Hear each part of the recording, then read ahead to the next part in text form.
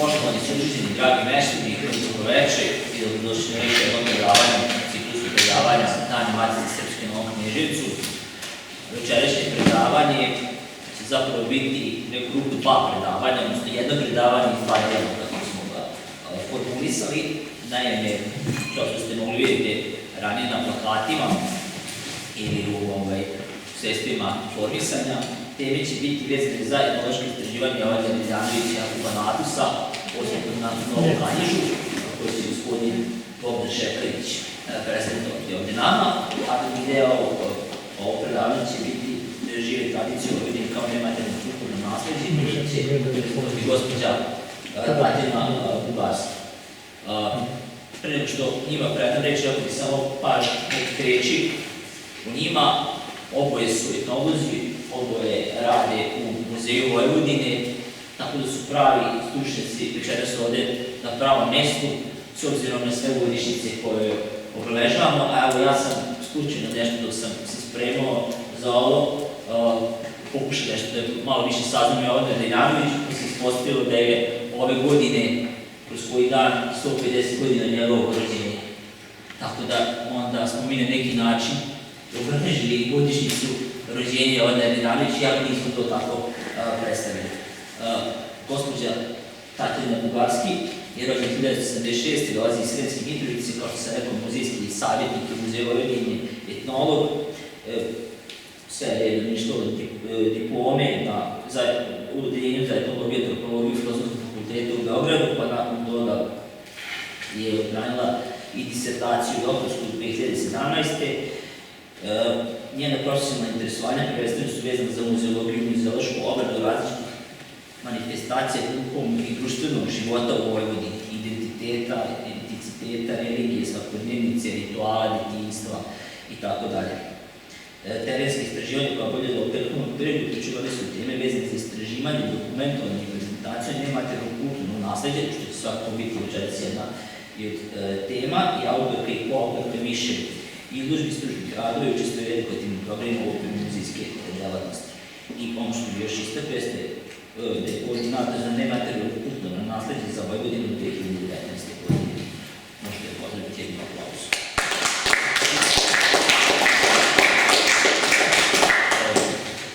Gospodin Bogdan Šekarić, koji sada već znam, što sam imao nekoliko puta kontakt sa njim, je takođe muzejski savjetnik. Ja sam ne bih sve čitao ovo što bi on napisao, ali ja bih rekao ono što se meni više čini.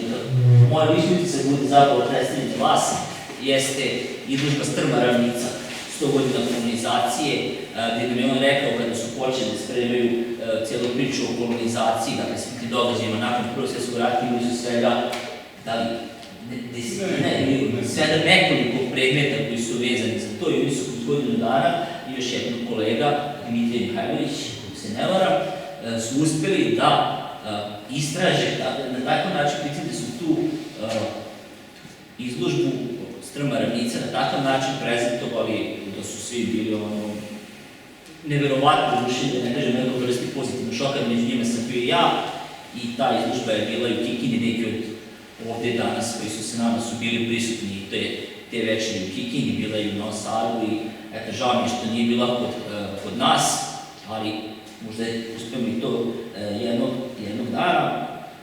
I svakako ono što bih još rekao o njemu jeste da je učestvovao kao autor u brojnim zajedničkim izložbama pored ove Strma ravnica, Blago iz Košnice, od Muzeja Matice Srpske do Muzeja Vojvodine, i dobitnik je specijalne nagrade za istraživački rad i doprinos u korišćenju vizualnog materijala pri promociji etnološkog znanja u institucijama kulture na 26. festivalu etnološkog filma u Kučevu 2017. godine.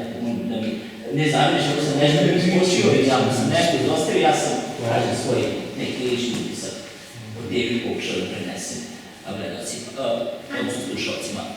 Zahvaljujem se i dajem vam reč.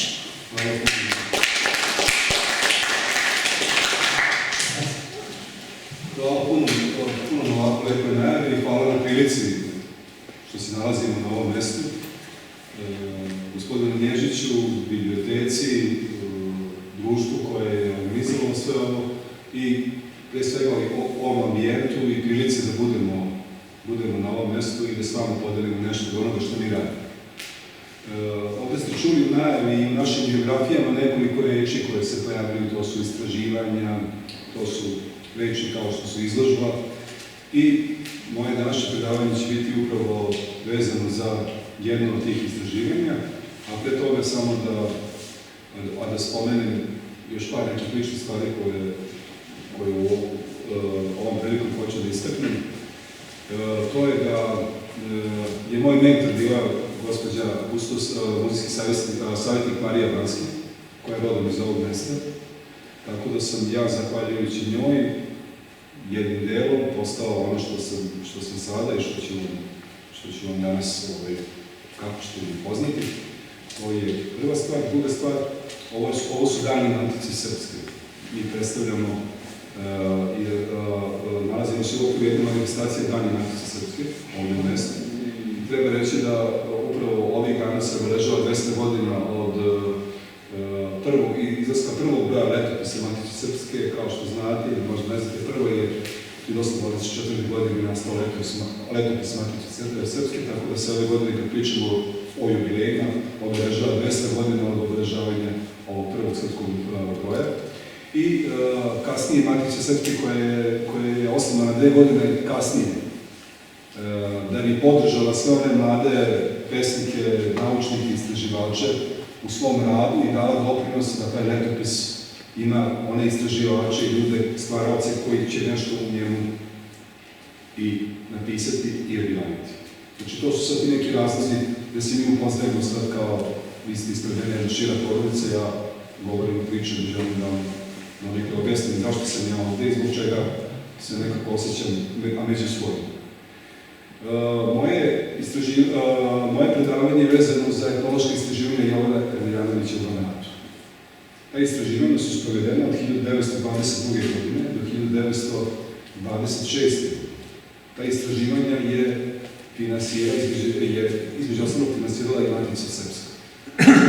Nešto o tom vremenu, samo da kažem, to je taj međunarodni period, imamo formiranje nove države, imamo neka nova stremljenja u Matici Srpskoj i ona se prepoznaje u onome što je Jovan Cvijić rekao na svečanoj skupštini Matice Srpske 22. godine, kada je istakao potrebu da se naučne institucije u Vojvodini održe i da se formiraju na jedan novi način, znači da se formiraju nove institucije, da te institucije imaju istraživački karakter i istakao je značaj kolektivnog rada na određenim delom i to shvatio kao jedan od glavnih problema tadašnje nauke, a Vojvodina je tada postala deo nove države Kraljevine Srba, Hrvata i Slavonaca.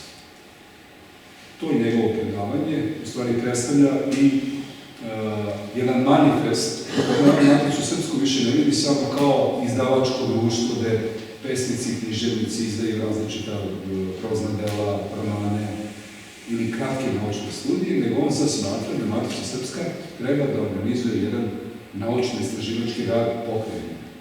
Taj naučno-istraživački rad treba da ima različite pravce i teme, između ostalog jedna od tih tema je i pitanje etnologije.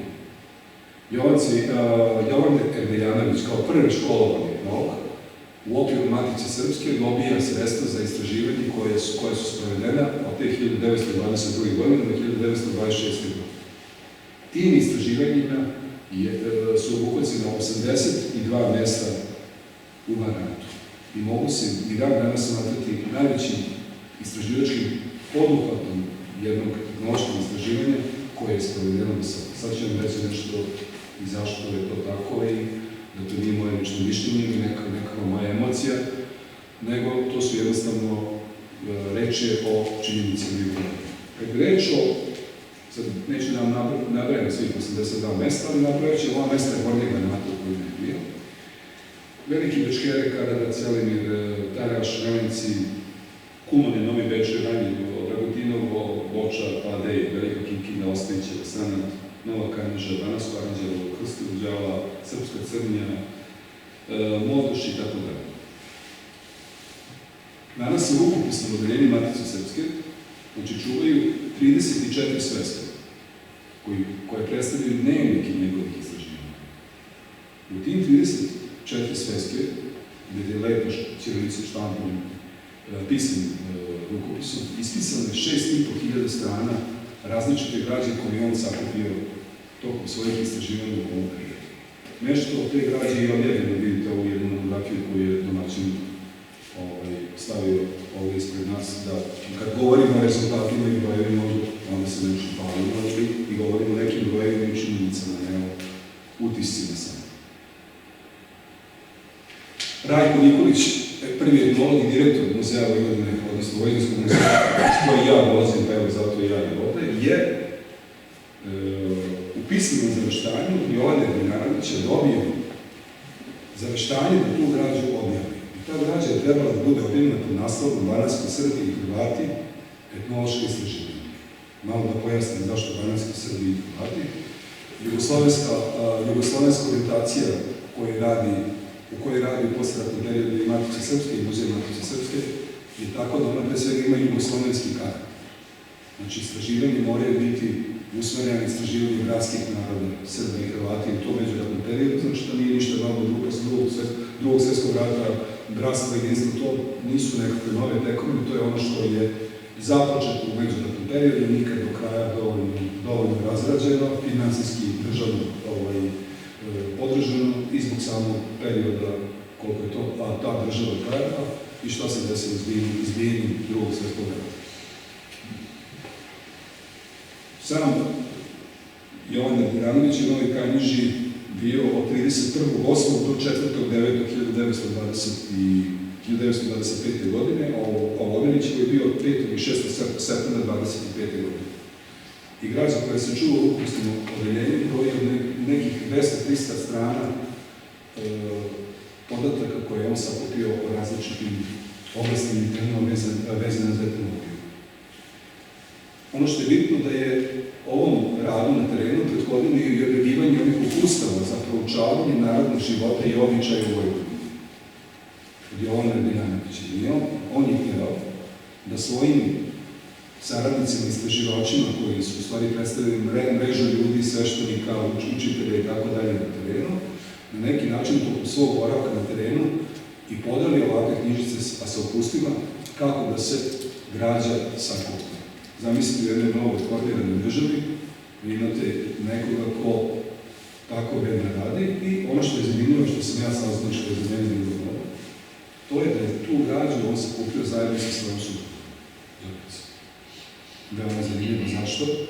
Jer različiti problemi kroz sve ona pisma u rukopisnom odeljenju gde se on obraća upravi Matice Srpske na pomoć, a na materijalnu pomoć da ta istraživanja obavi, on u stvari u tim pismima govori o svojim uslovima životnim, kakvi su ti uslovi bili i zbog čega on to radi sa svojom supružom. Jedan od razloga nije toliko bitan je njegovo loše zdravstveno stanje, pošto su terenske istraživanja trajale više godina, neko je njemu treba da primi, to je najmanje važan razlog. Onaj osnovni razlog zbog čega je njegova supruga Zorica bila s njim to da se kod žena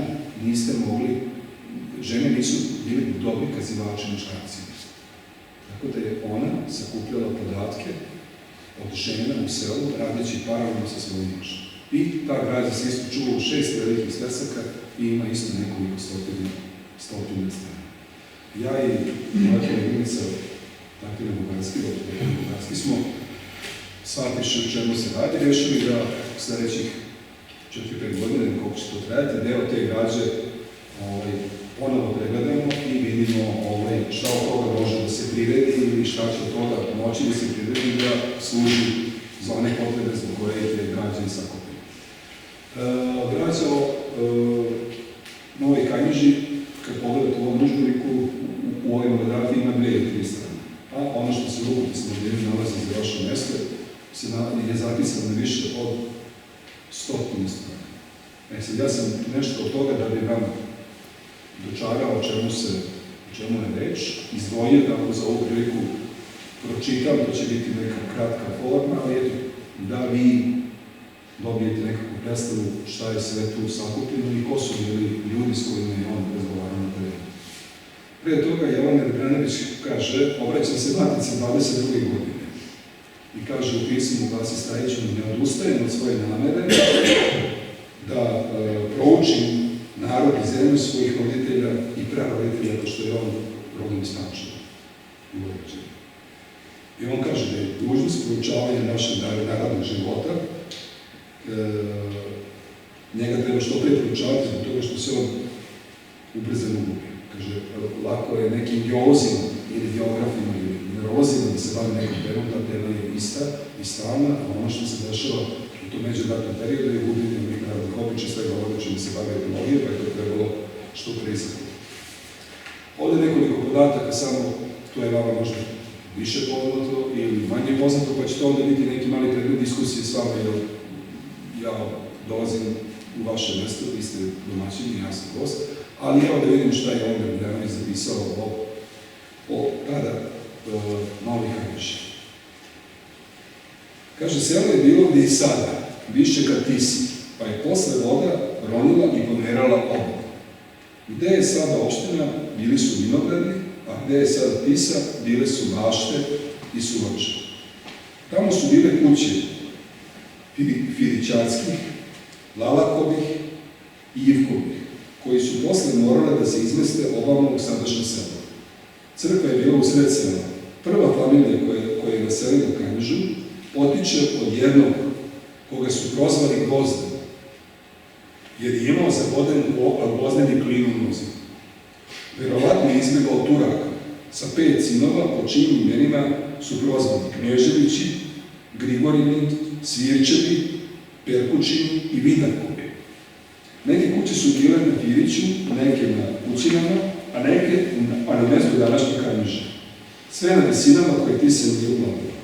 Osobito je baš mesto na kojem je Kanjiža sada.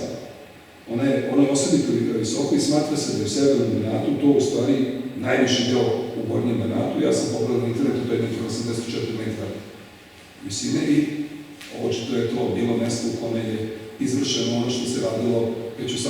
veku u celoj Vojvodini, to je to upisanje razbacanih kuća pod uticajem Marije Terezije i austrijske uprave. Trebalo je znači formirati mesta koja su mogla lako da se nadgledaju, koja su imala jasnu komunikaciju, pa je zato taj razbijeni deo tih kuća i sela zbijeni, kada su nastajala mesta koje mi danas prepoznajemo po toj nekoj vojvođanskoj fizionomiji, prave ulice kuće poređane uz put sa određenim tipom. Škola je bila na mestu na kojem je sada još, kad je deda Mita, starac od 81 godinu se gradio kući prema školu.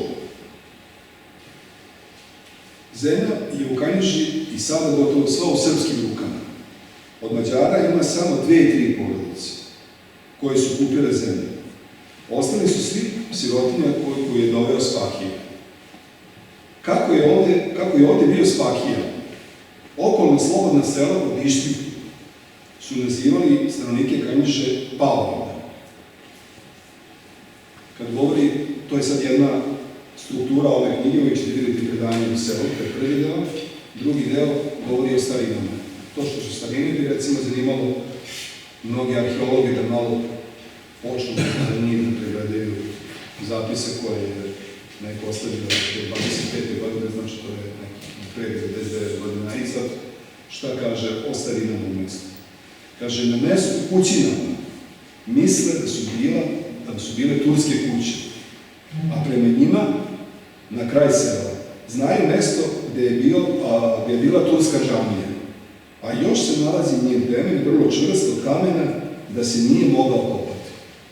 Na Kućinama se nalaze lonci, različite kosti, ostaci koji govore o životu na tom mestu, vele da je tu pre bilo rastureno tursko selo. Crkva.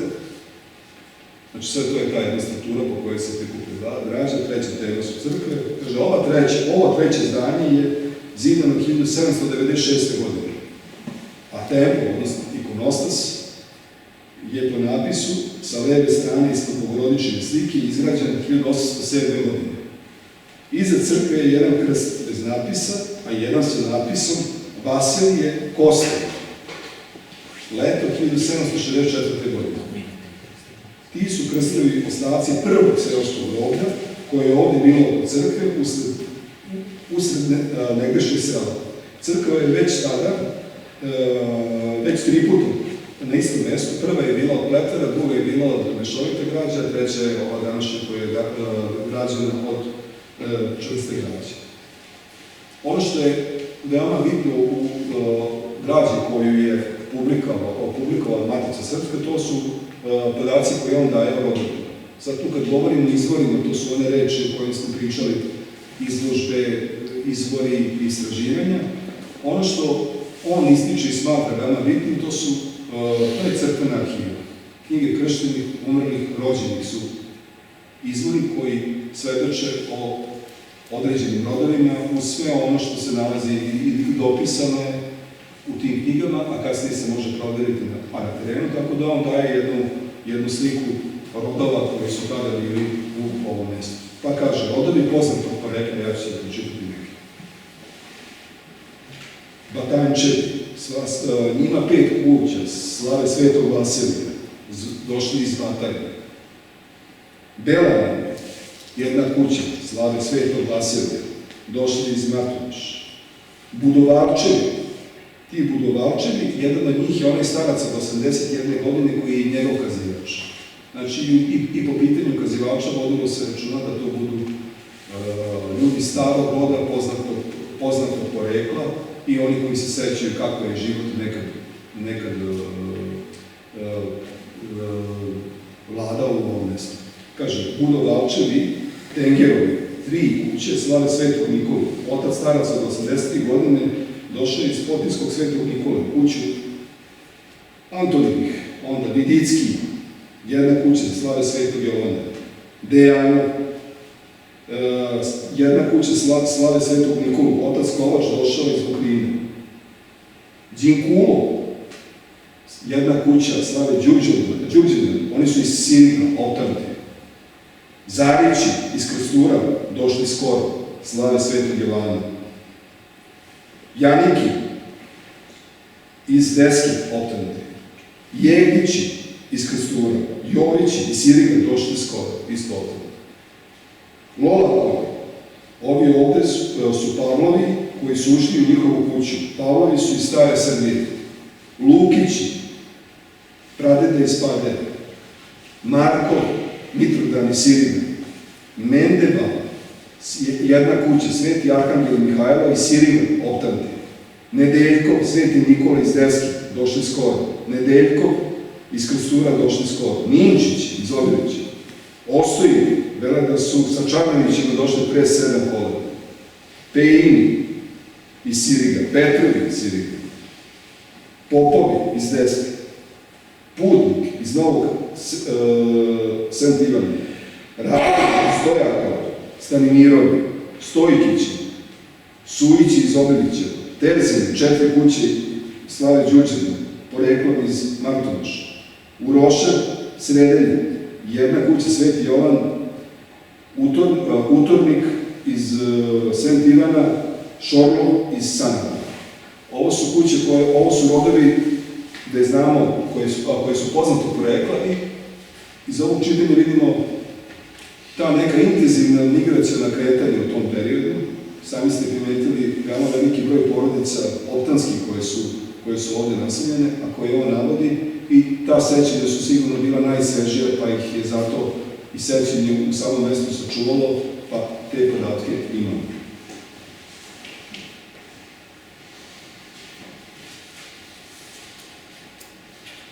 Kaže, rodovi kojim poreklo nije utvrđeno.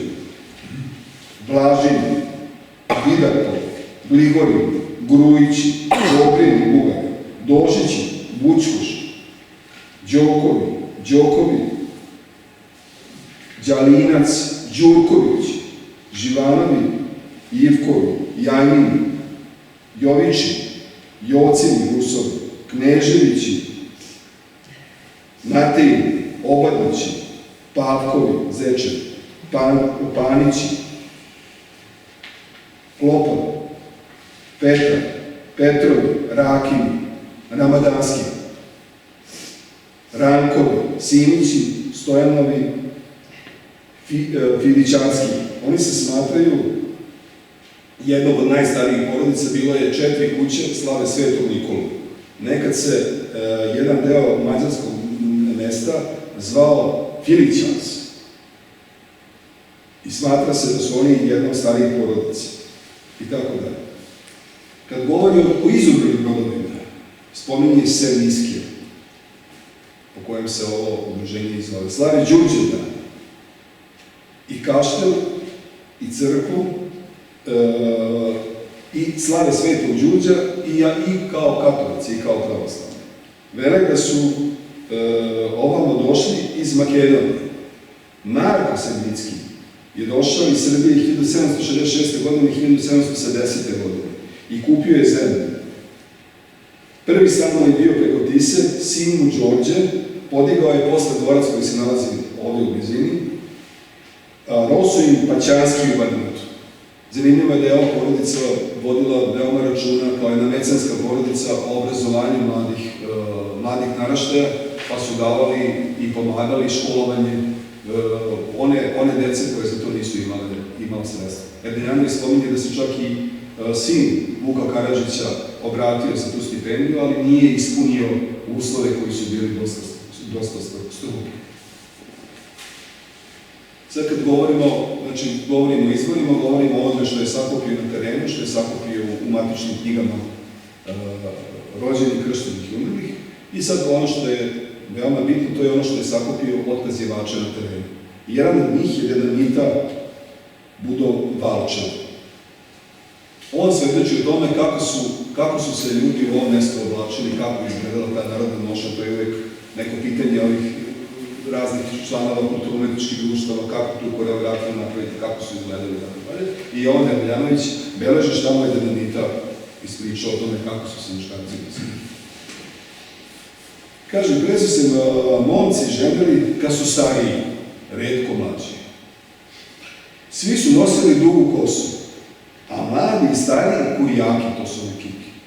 I to 2-3 kurijaka koji su naši mazali zbog ušiju, to je strašno. Momci svežu ili podrežu, a stariji naraste i plete se u kurijake. Kad ih uzmu u vojsku, ošišaju ih i bude im žao. Nikada se inače nisu šišali već od detinjstva. Neko bi namazao kosu sve da kaplje i sve da svetlje. To je bilo upravo protiv tih vaških. Snajevi žene su češkale kosu, starcima pleli im kurijake.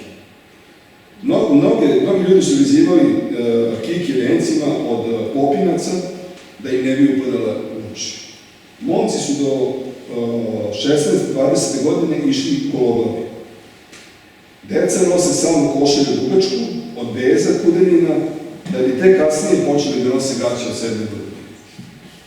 Bele čakšire i obojice od gude, opanci su ljukane, ljuka je od buša.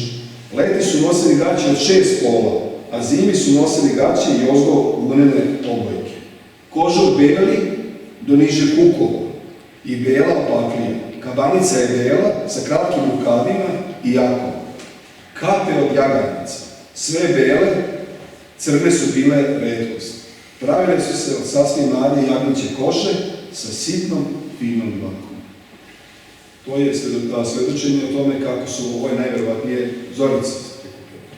To jest ovo je prikupio Erdeljanovića. Zorica je prikupila podatke o tome kako su se žene oblačile od babe Kovijane Gligori. Šta kaže baba Kovijane? Stare žene su, kaže, nosile aradski košulj, kratke sa rukavom i dugmićima za zakopčavanje. Devojke su nosile kratke košulje s zlatom izvezene i sa čipkom kupovnim naširenim. Prsnici su od atlasa crnog i plavog, na leđima je to uzakrovi, sa čipkom i zlatnim vezom. Kopča se dalančiće. Devojke nisu nosile ograde, kosa im je bila očešljena na ove kurijake i vezana oko glave. Nova mlada je nosila cvetove, konđa od drveta uvijena krpama i kurjac je oko nje. To je i jedan poseban tip oglada koja mlada devojka, to je tek udata devojka, dobije. Pa se ušije gajtanom od belog platna. Preko toga dođe džega, kao kapa, podijena, od mlade zlatom izvezena. I ima obeljače, pa se stegne julje. Zatim sa obe strane dođu cvetovi, razne boje, na debeloj žutoj hartiji, utvrđeni pučankama za kosu. Sad zamislite samo koji je to izvor onih narodnih izraza, reči, običaja, svega onoga što se nalazi u građi. Ja sam vam rekao da je to 6.500 stranica. Što se kaže, niko ne zna šta Srbini nade, ali ovo je ono što je se čulo u rukopisnom odeljenju. Ja vam o tome sad pričam, u tome nema ni reči u rukopisu. Kaže, ako je bolja sveka, pa hoće da kiti svoju snagu, kaže, nosila je cvetove 3 do 6 godina. Žene su nosile obojke i njih poveže oko nogu, a preko njih opanke ili čizme, ženske. One su od mekane kože, sa širokim gornjim delom. Ovo je nešto o onome kako su se oblačili. Evo, ja sam sad ovdje izdvojio nešto o tome kako se slavio Božić, pa evo, možda će to biti malo jače sačuvano sećanje nego ovo kako su se oblačili, da su muškarci nosili kike, da su plakali kad su im segli na kosu. Danas bi ih neko pretukao na ulici da mlada dok nosi kosu. Za Božić, kaže. Kao što znate, smatra se jedan od najvećih hrišćanskih praznika u godini i pogledajte zaista brojni običaji koji su vezani za ovaj najveći porodični praznik u godini. Evo nešto za Badnji dan, šta se radi. Kao što znate, za Božić se peku različite vrste božićnih kolača. Ovdje se spominje kolač zdravlje, koji se meša i peče upravo za Badnji dan. On mora biti posan i jede se za Badnje večer. Od zdravlja se ostavi jedno parče, kad se hrani živina, da se u obruču, a sa žitom, nahrani, da živini, pri čemu se živina ne vabi, to jest ne zove, nego se samo tako da izumi. Jede se pasu, post na testi sa makom i drovcem od hleba, sa orasima, jedu se med i šljive, ali ne jede se riba, jer je, kaže, riba mrsna, jer ona ima krv. To je ono što je tada. Slavu donese starešina, a deca raznesu slavu. Ovaj kolač zdravlja se seče za Badnji večer, ne stavlja se sveće u njega, već gori za itin ili lampu. Kad domaćin donese slavu u kuću i nese je, biva dočekan rečima: zdravo, veselo i žitno rođenje. Svi okolo glasovima imitiraju životinje koje se nalaze u domaćinstvu. Sam nastav je posebno i trpeza, a za Badnji večer, za Badnji dan je posebno aranžiran. Na svakom ćošku stola se stavlja soli i bela luka, a jabuka u pročelje se stavi pod čašom. Ta jabuka se zove konjska jabuka. Zašto konjska? Zato što se daje iz mešeta, sledećeg dana se daje Marin kad se poji, to je sklonjenje. Pod stalom se stavljaju uzdice, amovi, bič, mekini kojima se sutradan hrani živina. U rešetu se za Božić da konjska jabuka, žito, oras i šljivi i parče veliko kolača. Badnjak je reduša nalagala na ognjište i oko njega malo žita i soli. Za badnjak se mora uzeti neko drvo sa jakim korenom, jer se smatra da badnjak treba da gori bar 3 dana. I za badnjak su uzimali od bagreba. I bilo je bitno da žara sva 3 dana ima. Položenik je onaj koji prvi dođe na prvi dan Božića ili Badnji dan. Na Svetog Ignjatija nije bilo položenika. Već ko prvi dođe na Badnji dan, pošalje se da leže kokošta. Položenik dođe o ručku, mogu je dođe i o ručku, a za prvi dan Božića, što je bilo uobičajeno, pa dobije kolač, povezno i komad mesa, prasetini ili jagnjeta. Za sam Božić bitno je da se na prvi dan Božića nije smelo vikati ni na koga. Uz pečenje se peklo i nekoliko komada tikve ludaje, što je cijeloj toj pečenici dalo poseban ukus. Prvi dan niko nije pio da ne bi kvario vrlo. Omrsi se prvo muško ili žensko, kako je to želja starešina. Mrsi se prvi put varenik sa varenik. Varenik je ovde, se jede sa kašicom kao pričešće. Kuvano vino sa komadima kolača koje se nalazi u njemu i uzima se kao prvo pričešće po povratku iz crkve. Na Božić se pravi i veliki kolač u koji zavodu sveću pored ružice. Ili je stavio neki svećak pored kolača. I kod njih deca režu kolač na Božić i uzajemno piju vino iz grubljenja u njemu. Pečenina se diže na peć dok se ne ispeče česnica. Znači, pored onog kolača zdravlja, velikog božićnog kolača, izrađivala se i česnica. Jedno parče se nameni kući, jedno položeniku, drugo starešinici i ostali po redu. Ne oblače se na Božić, ni gazda ni gazdarica, da bi konji ostali debeli. Ovo su neka od verovanja i običaja i praznovanja koje su pratile ovaj Božić. Na prvi dan Božića napijaju i vedu, gde se lije njime žito, a zatim se daje na zdravlje rodu sušenom na pelanici. I ovdje je bio običaj da se na treći dan Božića idu momci sa svircem te čiste štale. U stvari prave šale, izbacuju slabo da ne treba, a dobijaju kruštuk i piće.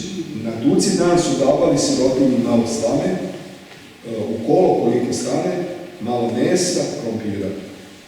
Ebrijanović kaže da su se onda ljudi jako pomagali i poštovali. Kolega Bogdan je već objasnio koliko je ono bilo sveobuhvatno, koliko je bilo dugotrajno, koliko toga je podrazumevalo, koliko tema je bilo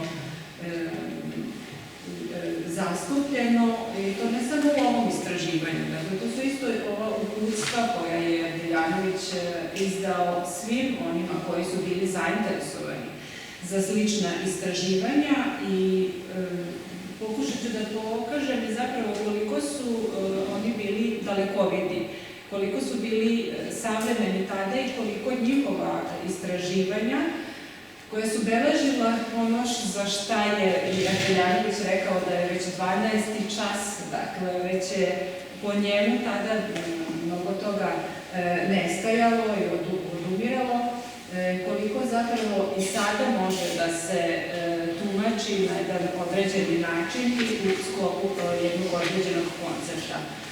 Taj koncept jeste nematerijalno kulturno nasleđe. Vi ste verovatno čuli već, najčešće se u medijima govori ako se upiše neki element na neku listu, da li nacionalnu ili UNESCO reprezentativnu listu, tada se priča o tome, ali najčešće nemamo baš potpune informacije o čemu se tu zapravo radi.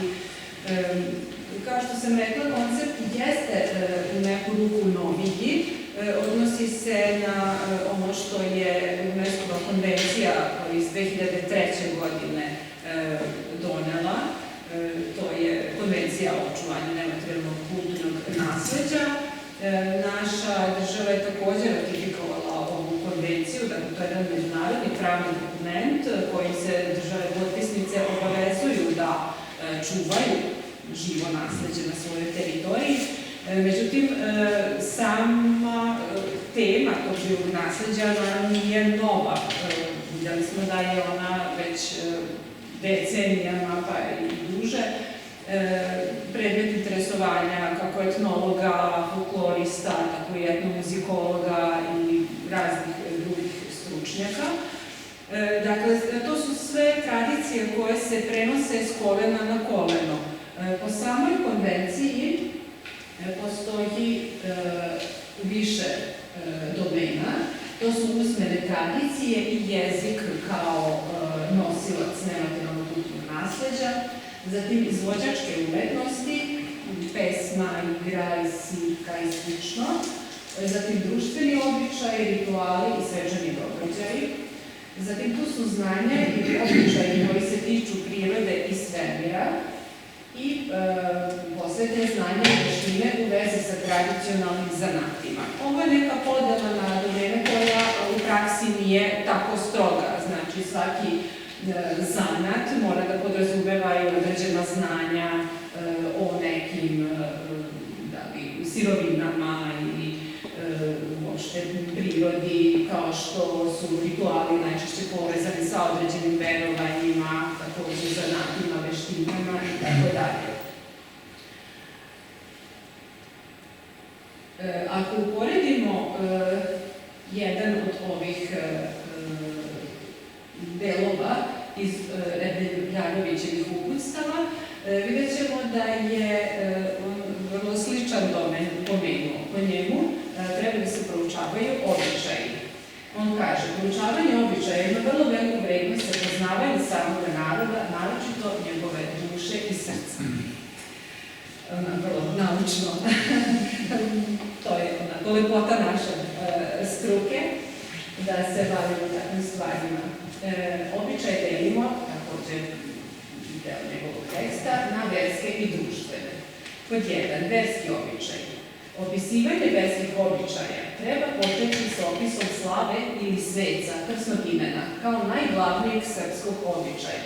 Kazati najpre, kad sveti sveštenik vodicu i na koji način, šta se sve sprema u kući za slavu, koga pozivaju kao gosta i kako se poziva, pa zatim opisati sve običaje o samoj slavi, počevši od prvog dana pa do trećeg, ako se slava slavi 3 dana. Naročito treba tačno i opširno opisati sve običaje prilikom sečenja slavskog kolača i napijenja u slavnu poštu.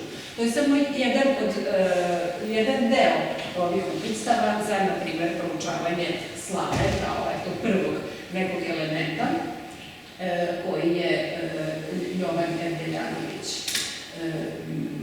naveo. Dalje, to su ovde kod njega pod broj 9 narodna znanja. Prvo, znanja o čoveku, uopšte o čovekovom životu, o njegovom postojanju na ovom svetu, životu, smrti i tako dalje. Drugo, znanja o svetu. Kako narod objašnjava postanak sveta? Šta misli o zemlji, o suncu, o mesecu i o zvezdama? Šta zna narod o vetrovima, o oblacima, munjama i gromovima, o kiši, snegu, gradu i tako dalje. Tu su zatim i posebna pitanja i uputstva za proučavanje narodnih mera, lekarstva ili tradicionalne medicine. To su sve, dakle, znanja koja su UNESCO-vom ovom konvencijom opisana u malo pre pomenutom domenu, koji je znanja i običaj koji se tiču prirode i svemira. Ova oblast je podzastupljena, da tako kažem, u svim ovim listama nematerijalnog nasleđa, kako nacionalne, tako i svetskoj, i to je ono što je vrlo simptomatično. Dakle, živo nasleđe ljudi nekako imaju običaj da posmatraju kao neko identitetsko obeležje, što je naravno i uslov za opstanak i prenošenje živog nasleđa. Međutim, ponekad zaboravljamo da sva ova znanja o prirodi, o svetu koje nas okružuje, zapravo obezbeđuje naš život. To se naravno pokaže kada su neke ekološke katastrofe i slično. Dakle, obavezno se u takvim situacijama krše neka znanja koja stanovnici tih oblasti imaju i prenose generacijama. Dakle, najčešće ne shvatamo vrednost tih naših lokalnih znanja. Dakle, to su sve lokalna znanja, kao što su ovde lokalne varijante običaja. Svaki od ovih segmenata običaja, recimo slave i sveca, Erdeljanović govori da treba da se beleže, zato što su bezbrojne te varijante. Tako su i specifična lokalna znanja vezana za, na primer, prirodu i sredinu koja nas okružuje od izuzetnog značaja. Zatim, što pominje ovde lekarstvo, tradicionalna medicina je u pitanju i to podrazumeva kako, na primer, lečenje biljem, tako i tradicionalna, znači generacijama već prenošenja i isprobana znanja o nezi bolesnika i tako dalje. Dakle, vrlo važne stvari na našem svakodnevnom životu koje opet čine našu tradiciju. Ovo su neki od elementa koji su upisani na našu nacionalnu listu nematerijalnog kulturnog nasleđa.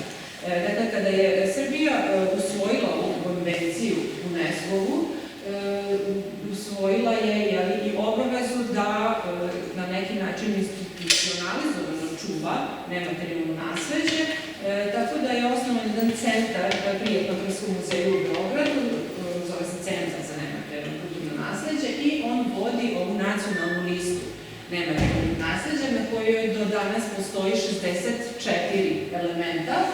I ovo su neki od elementa koji su prisutni u Vojvodini.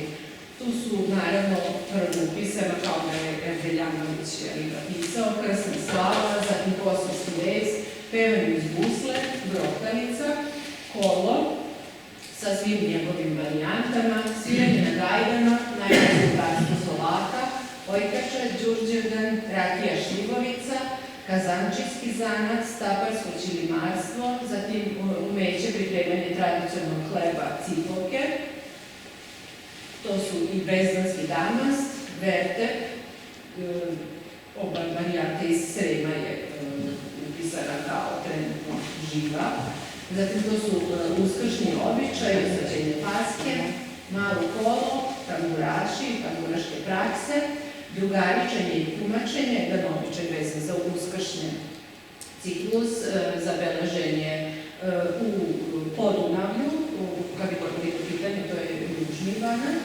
zatim sarački zanat, ćuščijski zanat, ćuščije prave i ove malo prepomenute šubare i ostale odevne predmete od kože i krzna, zatim plivanje za bogojavljanski krst i sviranje na tamburicama, samicama, koje je do sad kod kolonističkog stanovništva zabeleženo. Ovo su dakle neki od primera upisanih elemenata, fotografije. Pevanje uz gusle je interesantno, nije izvođačka tradicija, dakle tu se ne posmatra sama muzika koju gusle proizvode, nego je upisan kao pevanje uz gusle, zbog toga što je stvaranje tih stihova nešto što je izuzetno živo. Dakle, oni se stalno menjaju, stalno se stvaraju novi prigodni stihovi kojima se komunicira na neki način i da tradicija zbog toga i živi. Zatim sviranje uz gusle, ojkača, tamburaši, to su neki od elementa izvođačkih umetnosti. Kada su društvene prakse, rituali i svečani događaji u pitanju, imamo vrlo živo beleženje i danas i ono što je interesantno je da je Muzej Vojvodine bio jedan od recimo centara kojima su se prikupljali svi podaci vezani za razne običaje u okviru više kampanja, tako kažem. Naime, to je bila obrada podataka koje je prikupio Jovan Deljanović, zatim to je bilo prikupljanje podataka za etnološki atlas, to je bio projekat na nivou cele Jugoslavije i kasnije koleginica Mila Bosić je radila na sistematizovanju godišnjih običaja Srba u Vojvodini i izdala jednu monografiju koja je vrlo i dalje aktuelna zbog toga što je u njoj prikupljeno mnogo podataka koji su vezani za godišnje običaje kalendarske. Znanje i prakse koje se tiču prirode i svemira, ovde je fotografija sušenja gljiva, peščurki, dakle opet jedno od znanja gde je vrlo važno da se generacijski prenosi, dakle to nije nešto što možete bezbedno samo da uradite. Tradicionalni zanati i veštine. Fotografije se odnose na staparsko ćilimarstvo i na nedavno upisani, mislim prošle godine, element, to je sarački zanat. I dalje živ. Ono što je opet interesantno, što pokazuju ovi elementi je tako neka vrsta, ne uvek revitalizacije, ali svakako oživljavanja zanata. Naime, u vreme kada su industrijski proizvodi prevladali, pa onda krize koje su zanatlijama onemogućavale da opstaju baveći se njihovim zanatom. Zanati su gotovo izumrli, međutim, promenom nekih životnih uslova, raznih okolnosti, došlo je do oživljavanja kako staparskog ćilimarstva, tako i ovog zanata koji je vezan za uzgoj konja. Naravno, kada je konja bilo po mestima sve manje, nije bilo potrebe jednostavno za ovim zanatom ili su se nabavljala se oprema koja je bila jeftinija, dostupnija i oni pravi majstori su zaista nisu imali posla, međutim, kako je uzgoj konja procvetao u Vojvodini, tako je i za sarače bilo sve više posla i zanat je do te mere se ponovo podigao da bi danas bio upisan kao živo nasleđe na listu nematerijalnog kulturnog nasleđa. Podaci sa terena, ova fotografija je snimljena u Rumi. U Rumi postoji čak više sarača, mi smo bili kod 2. Kod drugog sarača je situacija da se tim zanatom bavila žena koja je nasledila na neki način, čak ne direktno svog oca, on je bio u penziji, i sin te žene. Ja sam, misleći kako se u porodici prenosi ovaj zanat, mislila da je taj momak naučio zanat od dede i on mi je objasnio kako to uopšte nije bio slučaj. On kaže, deda je radio u svojoj radionici, ja nikada nisam pogledala u tom pravcu. Mene to nije interesovalo. Jednostavno, njegovi roditelji su radili nešto drugo, za njega je to bilo nešto čim se deda bavi i on uopšte nije pronalazio ništa blisko, ništa važno za svoj život u dedinom zanatu. Deda je već umro i okolnosti su se promenile, mama i tako su ostali bez posla, pronašli su stare alatke i od drugih zanatlija su, dakle, učili taj zanat. To je ono što se sa živim nasleđem često dešava, da nemaju sve generacije isti stav prema svojoj tradiciji. Tako da, na primer, tradiciju najčešće deca ne nauče od svojih roditelja, nego čak od baba i od deda. To je nešto što je karakteristično uopšte za tu tradiciju, jer život se menja, samim tim se i same tradicije menjaju. Dakle, uvek postoji neka promena, da li je zanat u pitanju vršenja običaja ili slično, ali na neki način se ti svi elementi prilagođavaju savremenom životu. Već smo pomenuli proučavanje slave i beleženje na nacionalnu listu. Slava je kao prvi element iz Srbije upisana na UNESCO-vu reprezentativnu listu nematerijalnog kulturnog nasleđa čovečanstva. Na ovoj listi, ako se ne varam, postoji već 600 i nešto elemenata iz celog sveta. Dakle, slava je deo svetskog nasleđa. Na 9. zasedanju Međuvladinog komiteta za očuvanje nematerijalnog kulturnog nasleđa 2014. godine u UNESCO-vom centru u Parizu je doneta odluka o upisu porodične slave na UNESCO-vu reprezentativnu listu.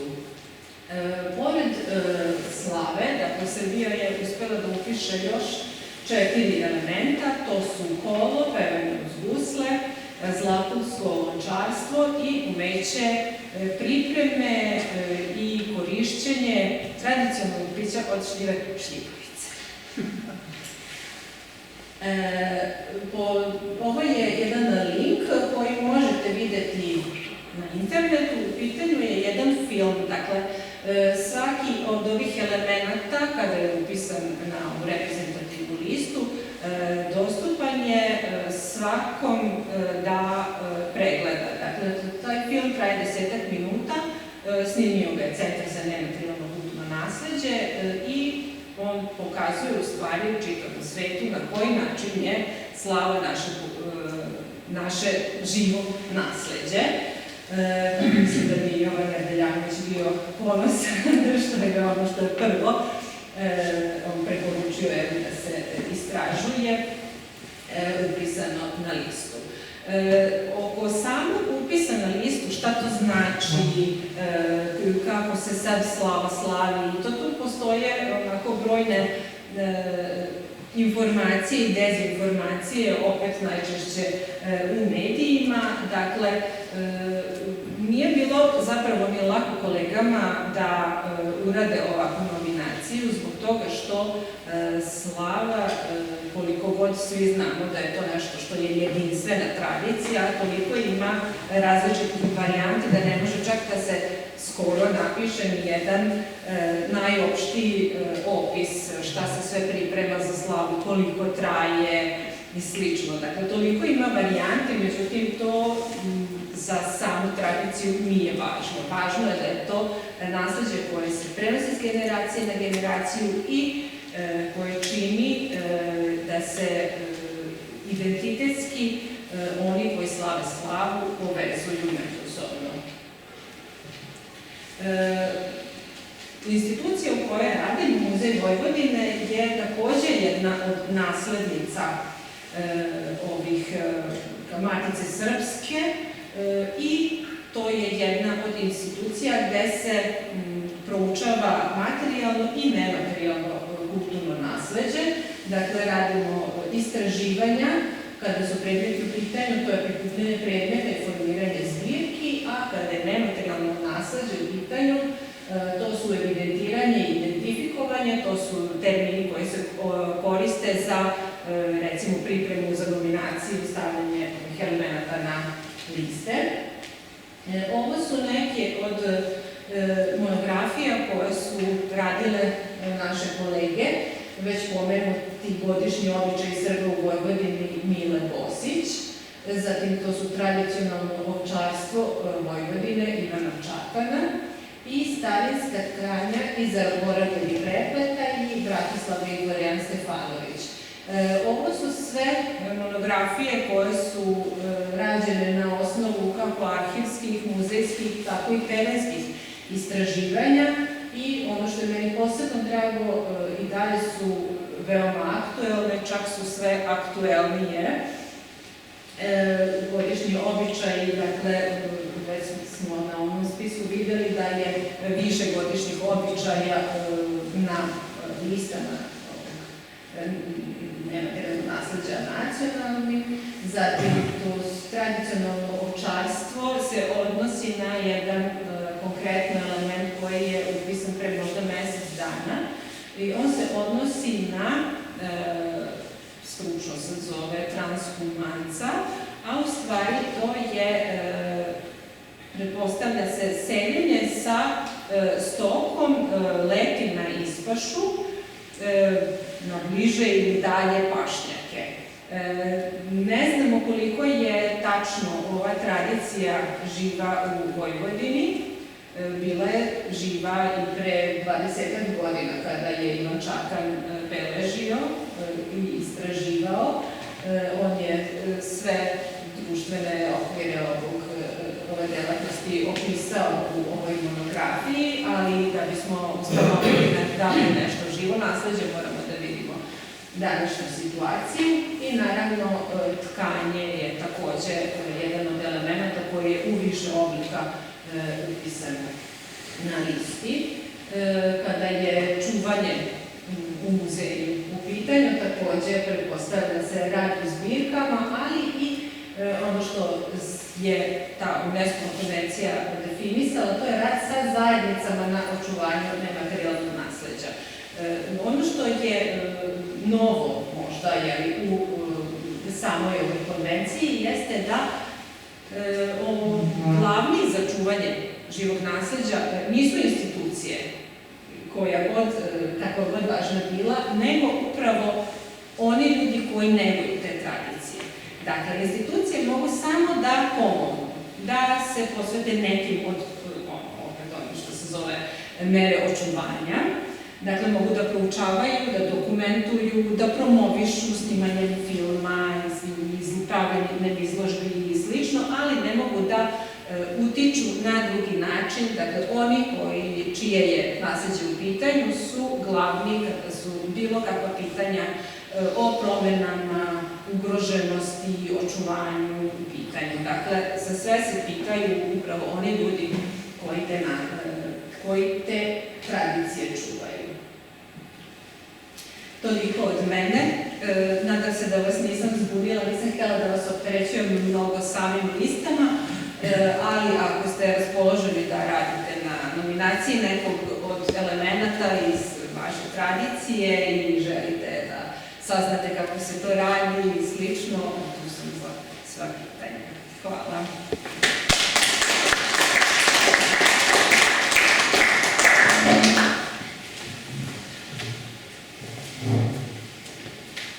Zahvaljujem predavačima na izvrsno prezentovanim i informacijama i fotografijama uopšte čitave koncepcije na način koji su osmislili da ovo prezentuje ovdje večeras.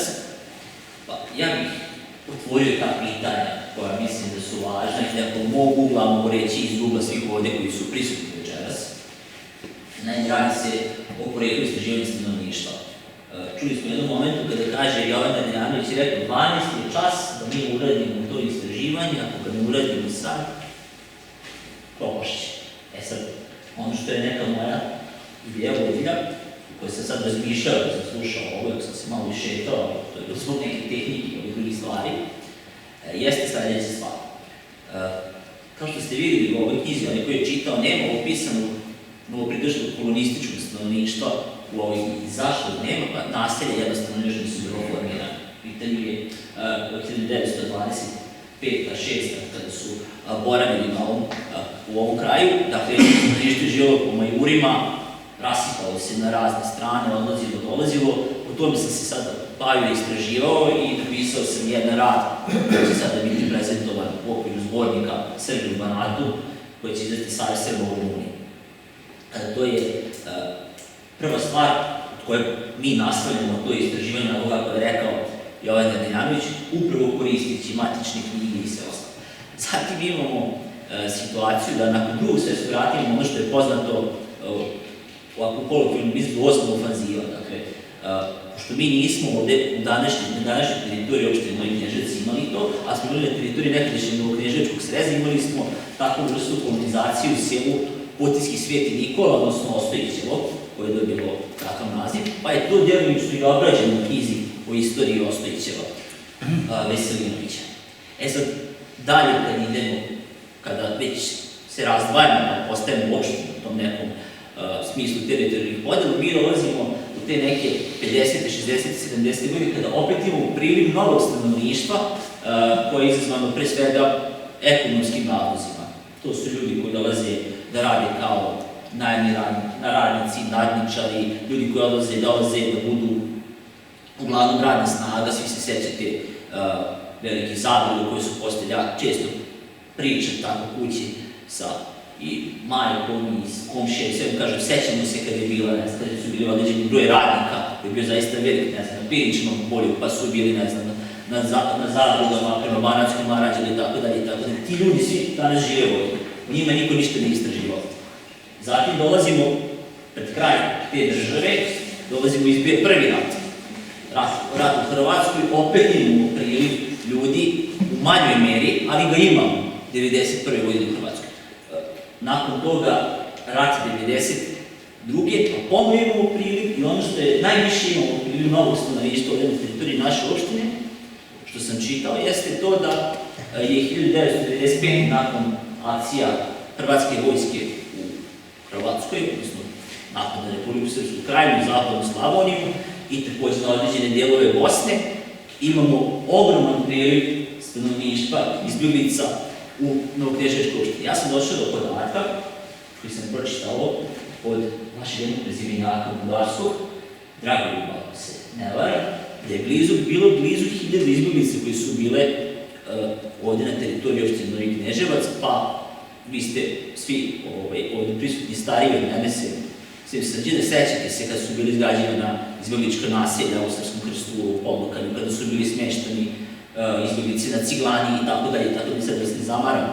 Svime time imamo delimično na ratu sukoba na Kosovu, imamo određeni broj vrsta familija koji su svi ti ljudi su danas prisutni. Zaboravio sam jedan isto moment što je vrlo bitno za mene lično, imamo i krajem 80-ih, imamo ljudi koji dolaze da rade u društvenim preduzećima, u stvari imamo ih tokom čitavog vremena, ali to 80. godine se vezuje za to neko zlatno doba tadašnje države, pa ti ljudi dolaze, među njima je bio i moj otac koji je došao ovdje da živi i da radi, pa sad kad bi neko se od tih ljudi pitao kako je to prezime Nježić ili bilo koje drugo prezime koje nije uobičajeno za ovo podjelu. Moje pitanje je bilo, oprostite sad malo duže uvodam, moje pitanje je bilo, znam da se istražuje poreklo stanovništva nakon Drugog svjetskog rata, odnosno kolonizacija, reforme, ozbiljne ofenzive, koliko se istražuje svim ovim ostalim aspektima koje sam sad spomenuo, dakle, od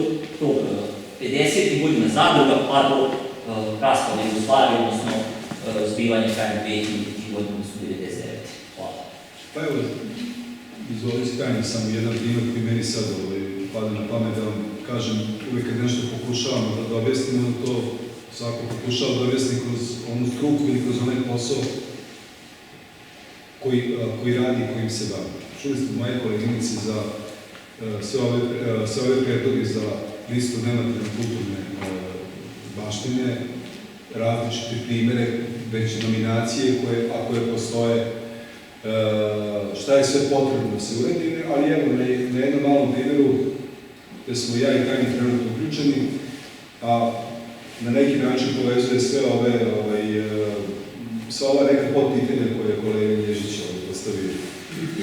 Trenutno radimo nominaciju jednog sira koji je za nas bio nepoznat, to je sir Basa za koji znaju svi oni koji dolaze iz Ličke ili Bosanske zavičajne grupe. Sad govorimo o nekim stvarima u našem narodu i uopšte u našoj državi postoji mišljenje da je sve istraženo, da se sve zna. Međutim, gde god stanete i gde god vam sad stoji noga, tu je i neki problem i nešto što nije istraženo i opisano. Evo, na ovom primjeru ću kratko objasniti kako se ove migracione grupe, kako se ovi ljudi sa različitim tradicijama negdje susreću i utiču da se neke tradicije koje su donete očuvaju ili nestaju. Znači, postoji taj stereotip da su kolonisti koji su dolazili za vreme ove dve kolonizacije, velike, planske i ovih drugih koje su bile prirodne, nisu doneli ništa, da su došli u jedan krug srednjoevropske kulture, da je tu sve preuzeto. Na ovom primjeru, na terenu koji je spomenuo moj uvaženi domaćin koji je rekao da smo radili izložbu strma ravnica, na terenu mi različito porekla, ja i moj kolega Dimitrij Mihajlović smo vidjeli da postoji ta tradicija pravljenja tog ličkog sira Basa, za koji mi nismo ni znali da postoji. Mislim, tu basu postoji ta lička basa, postoji petrovačka basa, žitelji Podlokanja ga prave drugačije. To su stanovnici iz Bosanskog Petrovca, ta basa se pravi kuvanjem mleka u koji se sipa surutka, pa to predstavlja proces zgušavanja bržog i taj sir koji se zguša se zove basa, da je kod Ličana, kod kojih je ta tradicija sačuvana u Vojvodini više nego kod bosanske zajednice. Ličani pravi na drugi način, to je u stvari ceđeno kiselo mleko koje se ukiseli se cedi i po ceđenju koje traje ceo dan, u to mleko koje je odceđeno, kiselo mleko se doda onaj kajin koji je iskinu. Dobija se jedan namaz, taj mladi, meki sir, koji je zaista jako lepo, osvežavajućeg ukusa, jako kaloričan, jako zdrav i dobar, pošto je reč o svežem siru. Taj sir je donet iz dinarskih krajeva, rekao sam ovdje, to je Lička zavičajna grupa i Krajiška, odnosno Petrovačka zavičajna grupa. Došao je sa prostora gde je mleka bilo u izvodu. Znači, to su stočarski kraj, gde nemate otkupnih stanica mleka i da bi se to mleko konzerviralo i sačuvalo, došlo se, to je sačuvana je tradicija pravljenja takvog sira, za koji svi predstavnici ove dve grupe znaju, a svi ostali ne znaju šta je to balsa, kakva balsa i šta to znači. Desilo se sledeće, da danas tu basu imamo dobro sačuvanu u mestu Velebit koji se nalazi ovdje u blizini i o toj tradiciji izrade base na najbolje govori i najbolje sačuva i predstavlja svojevrsno osveženje ono stanovništvo koje se pojavilo kao izbjegličko zbog rata u Hrvatskoj. Jedan gospodin u mestu Velebit je došavši ovdje Dezičan, počeo da se bavi stočarstvom, danas ima 20 krava i on proizvodi i pravi bazu između ostalo i on je ženama u tom mestu koje su Lička zavičana grupa koja je došla posle Prvog svjetskog rata, na neki način pokazuje na terenu na kojem smo ja i Tanja, te žene se došli da nam pokažu kako se pravi, da bi on jednom trenutku rekao, molim vas, da vam pokažem ipak kako to zaista treba da se radi. I to je sada jedan transfer znanja gdje vi imate jedan element koji je sačuvan i to novopridošlo stanovništvo koje ga osvežava i čuva, a sve zbog toga što traži nekakav način da ekonomski opstane u novoj sredini bez igde ičega. I poziva se na ono umeće i ona znanja koje je donali staro znači.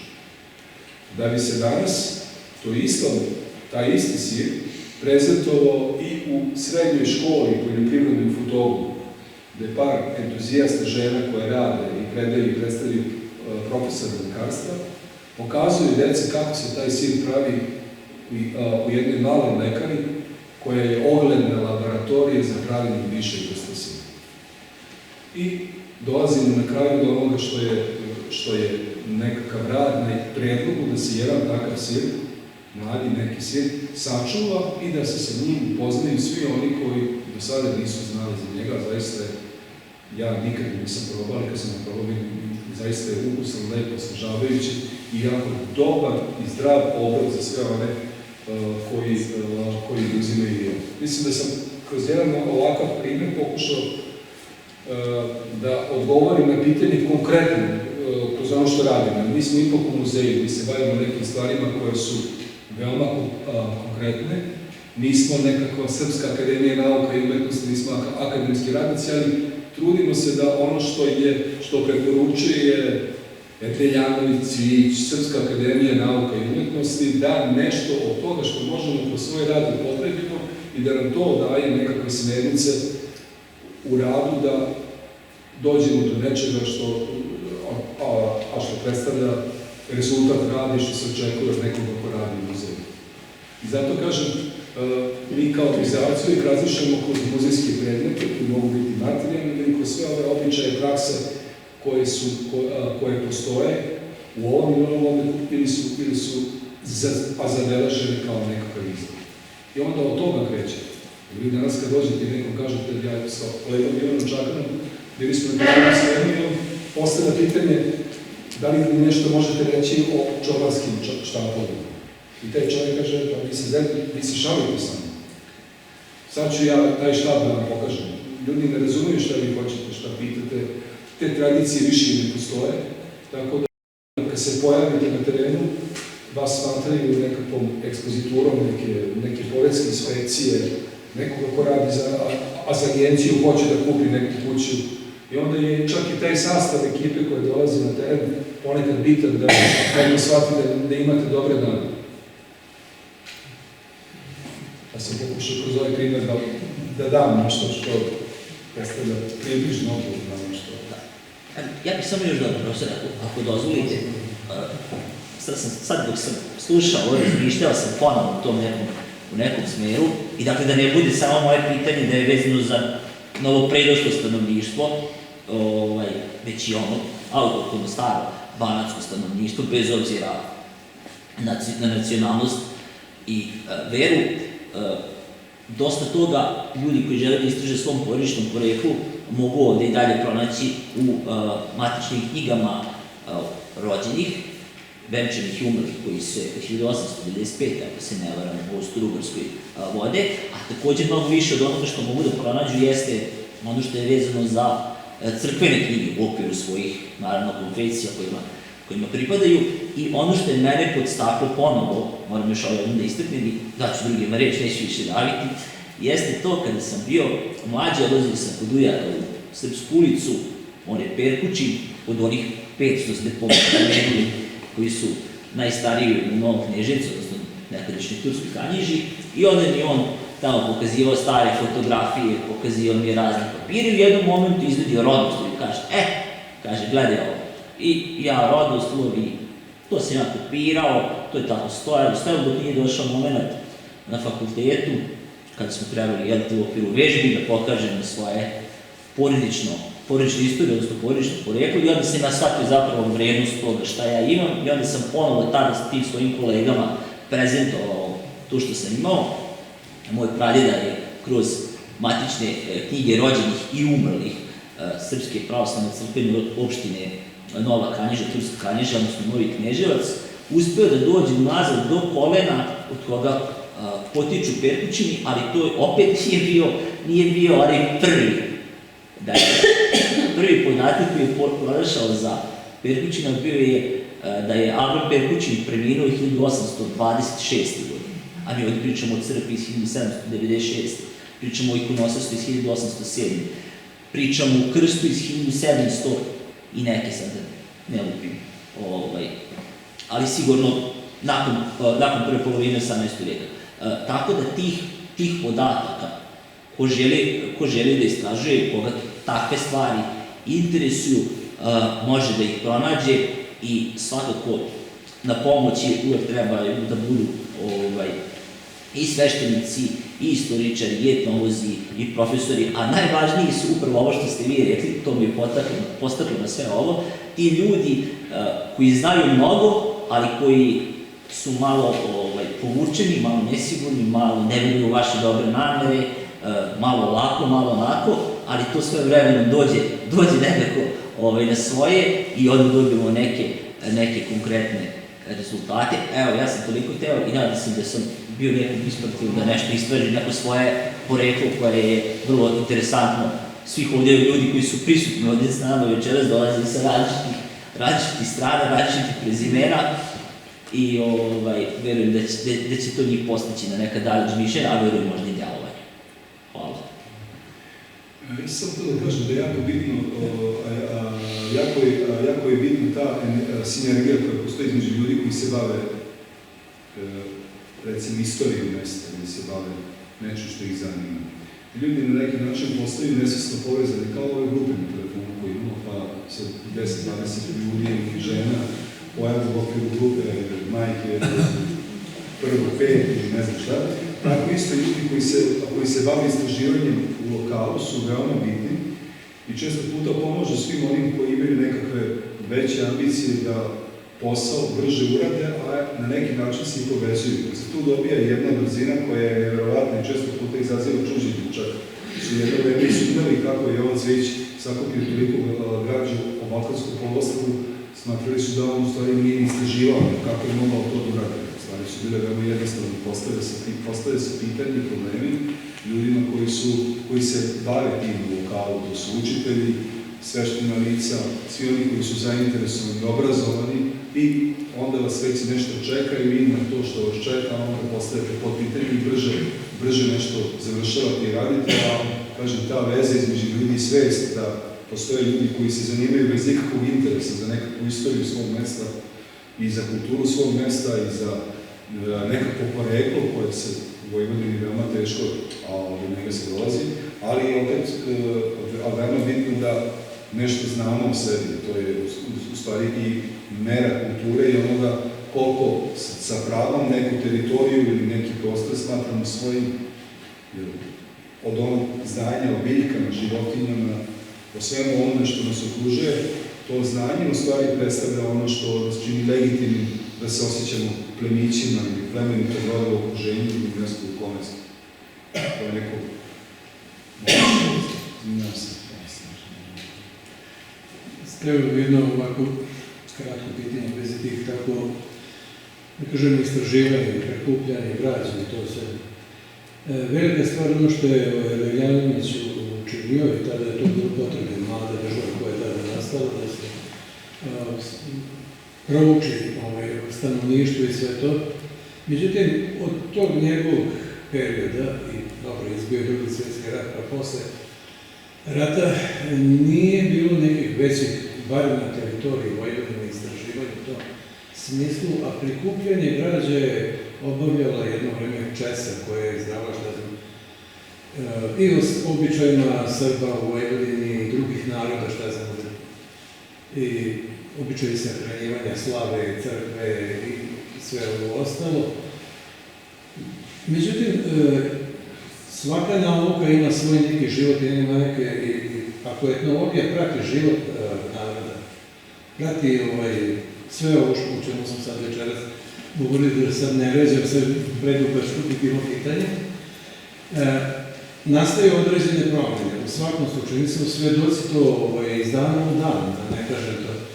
Nije sad stvar, mislim, ne samo po mom mišljenju, mnogi drugi, da se proučava samo ono što je nekada bilo, sve manje se toga pameti.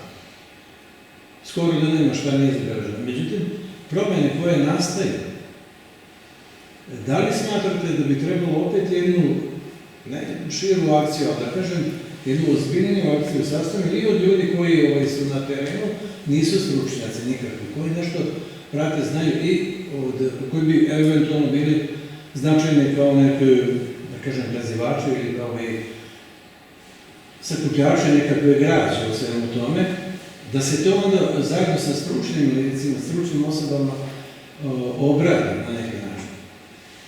Za pozitivno je vrlo što je zadnje godina što je urađeno, recimo rečnik vojvođanskih govora i leksike, sve ostalo, mislim, to je po meni sad trenutno najsvetlija možda tačka koja je urađena za srpski narod, na primjer, na teritoriji Vojvodine.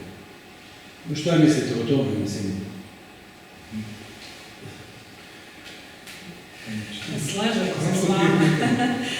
Mislim da je na neki način sve manje takvih velikih akcija i sve više se svodi na entuzijazam.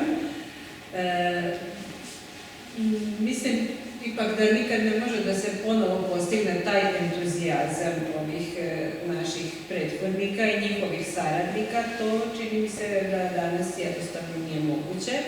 Jeste u vrlo retkim situacijama, dakle, postoje i dalje pojedinci koji sami istražuju iz neke veće pomoći institucija koji se javljaju na konkurse i dobijaju zaista minimalna sredstva za neka istraživanja i koji urade mnogo toga, zaista, bez nekih većeg priznanja čak. Ono na koji način, recimo, mi kao muzej funkcionišemo, to je neki projekat. Dakle, mi smo istovremeno kreatori projekta, menadžeri projekta, istraživači i vrlo malo možemo da uključimo ljudi zbog toga što nismo toliko dobri menadžeri jer nam je to samo deo posla. To je za muzejska istraživanja.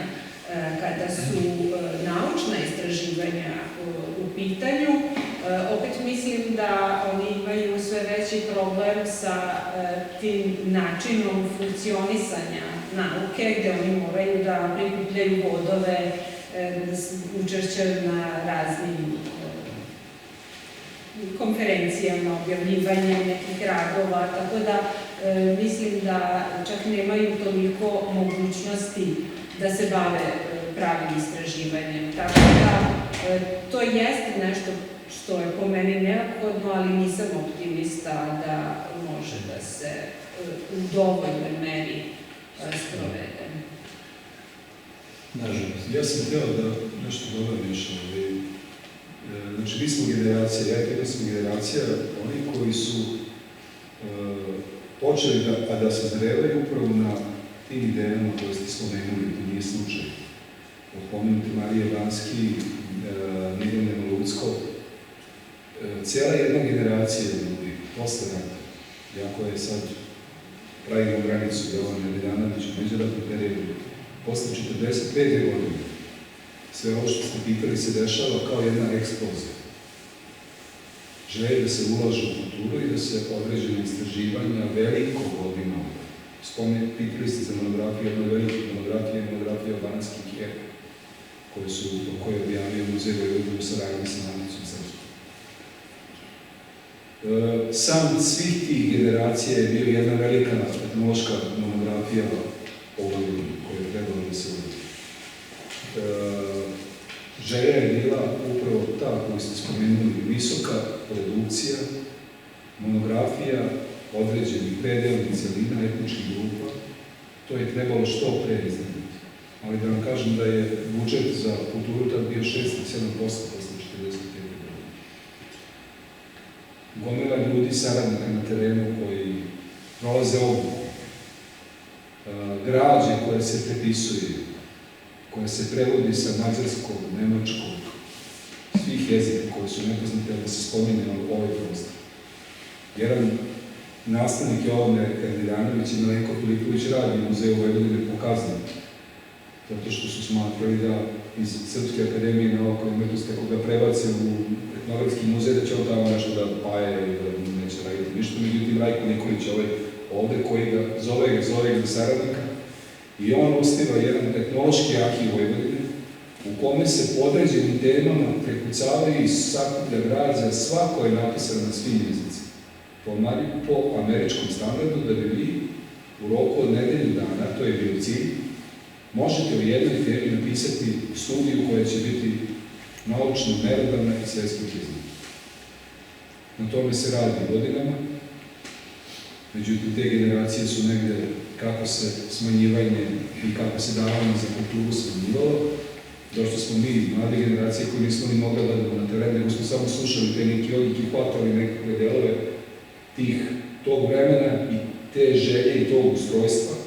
A sve je to ono što sam vam pričao, u stvari bila jedna šema Jovana Cvijića koji je smatrao da se rad pokrajinskih institucija mora posticati, kao što se rad lokalnih institucija, biblioteka, kulturnih društava mora posticati, jer ko ima interes za ono što je njegovo, da onaj ko to koristi i onaj ko to živi. I sad zamislite mrežu saradnika ljudi koji rade, muzeja koji se formiraju, 7% budžeta koji se daje za, ne govorimo 0,02, 0,01. I učenih ljudi koji dobijaju zadatke da rade, da se bave temom, i ljudi koji su na rukovodećim pozicijama, sa najvećim organizacionim sposobnostima koji su postoje.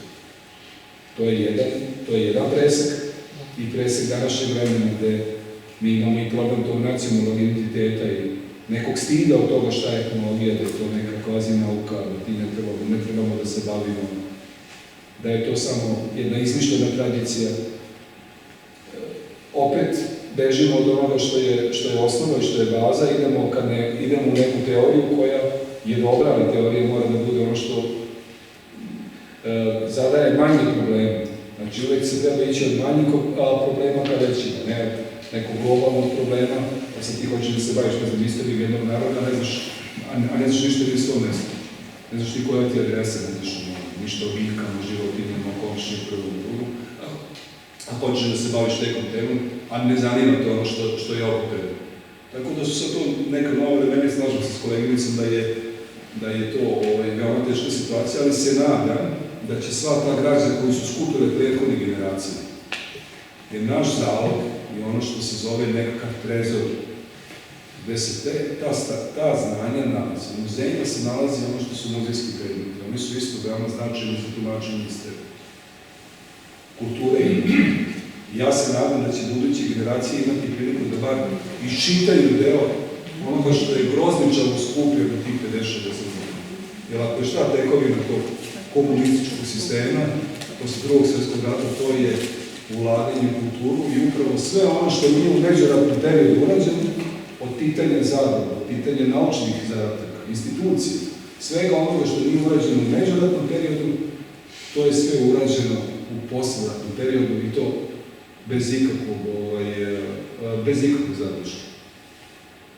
Kakve su to osnove bile, o tome treba razmišljati, ali su te osnove bile postavljene u međuratnom periodu. I njih je postavila intelektualna elita 19. veka i prve polovine 20. veka. To je neki odgovor, najširi mogući, možda malo ima svetlosti. Ipak optimist, tako. Kojke? Gospodin iz vas prvi. Dakle, izvole. Jedno pitanje, dobro večer, ja dolazim iz Kikinje, sam rodom iz Doma Maševa, da je Hrvatsko Lutinovo. Ono kaže jednu ideju, apropo toga što u svakom selu ima metodista, ima tih istraživača koji nisu naučnici, nego sve totalno tako ne došli, nego žele da nešto prouče o svom mestu, o svojim predsima i jedna od mojih ideja, ali nisam išao na podršku lokalne zajednice, što je jako ovako meni čudno. Moja ideja je bila želja da radim istraživanje, znači na licu mesta, na terenu, tako što bih krenuo od svake kuće, jedna po jedna, gdje bih belužio ko sadašnji stanari te kuće, od koga su kupili, ko je pre toga živeo, koliko oni znaju o toj kući, o detaljima, ako ima fotografija, ja ne slikao sadašnju fotografiju kuće, ako imaju prethodno renoviranje, izgradnje kuće i tako redom od kuće do kuće do kuće. I ja sam želeo sve to radim za klikere, ja sam osobno im se plati put, odlazak i taj trošak, onaj realno. I naravno nisam išao na tu želju i bit će jako šteta, to niko ne uradi, jer to je što radi Adrian, što to piše prezimena koje znamo, poreklo, imamo koje ne znamo i koje su izumrla. Tek sada bi došli do druge situacije, puno toga je izumrlo kod prezimena, kuće su mnoge nestale, ta porodica, na primjer, u mojoj tom ulici od Ćoška do Ćoška, bilo je 5 kuća Asanovih, koje sam ja Asanov, sada nema ni jedne više. Svi smo se razišli, umirali i sada su došli neke nove porodice, gdje bi trebalo nova prezimena i to bi se trebalo se uraditi s spojio jedan novi Odeljanović, gdje bi država finansirala, naravno, on je to radio sam, on tu pomagao, šetao se, toliko godina proveo po terenima, tako da je on to pisao, da kažete koliko je to, ja sam čitao knjigu, a mislim tako, zato je da je u pitanju tone materijala koliko 6.500 strana. Ima svega svačega. I on je počeo 22. sa molbom koju upućuje matici da mu se obezbede sredstva. I kaže, već dolazi, to je jun, a kaže, već dolazi jesen i hladni dani, a ja nemam ni dinara za put. I onda počeo od svog rodnog Pančeva. Počeo od svog rodnog Pančeva, čekajući da će dok radi nekakav priliv sredstava biti, bilo je zaista toga, ali bilo je dosta i ljudi koji su, kako to uvijek biva kad neko pošteno radi, pravili probleme i pravili nekakve probleme da se ta sredstva obezbede i dobiju. Jedna prepiska koja govori o tom stanju, ali kažem, sve što se radi, dođe se do nekog rezultata. Što da kažem, uradit ću moju ulicu. To sigurno, to je taj kvart, mi su dom tako, u Iviće sa 45 ulica. To ću uraditi kao moj zavod, pa da će neko da to vidjeti šta je to, pa će nastaviti u celu svijetu. Jako je bitno da kad čovjek nešto radi, on bude zadovoljan tim što radi. Ako ste vi zadovoljni tim što radite, ako ste tim zadovoljni, ako ste tim ispunjeni, vi ste već ostvarili sebi dobro. Ja tako to gledam. Da radim stvari koje mene ne interesuju i koje me ispunjavaju. Kao i moje koleginice, i tu smo se negdje složili, uvijek radiš ono što nekako osjetiš u jednom trenutku da nešto možeš da daš više. Nisi obraćao pašu biti da biti koji ulici, koji šta. I onda kreneš i sad, obično ti ljudi kad nešto ih pitate, počinju sami da ponavljaju neke stvari koje ih niste ni pitali. I čak i neki naši čuveni režiseri su imali tu praksu da krene da snimi i sad dokumentarni film snima nekog čovjeka na ulici i on sad postavimo jedno pitanje, on priča 100+5. Kaže ovaj da prekidamo, a kaže nemoj da prekidaš, pusti ga sad to da priča. Jer on ima potrebu da to ispriča. Često puta jednog istraživača pitali i kaže gde ideš i šta radiš? Pa kaže idem gde treba, istražujem šta naći. I sva velika istraživanja su stvari bila i slična. Tako da ne treba tu biti nešto posebno ni pametan, ni obrazovan da dođeš do nečega do čega onaj koji je školan sedi u kabinetu nije imao pojma. To je jednostavno tako otkrovenje, da čovjek o nekim stvarima počinje da saznaje, a to ga zanima i s druge strane ne dobije novac za to jer će dobiti neku novu nadoknadu, ali on ispuni. To je bitno da ljudi koji to rade budu ispuni. A za to je potrebno ipak i neka zrelost osoba.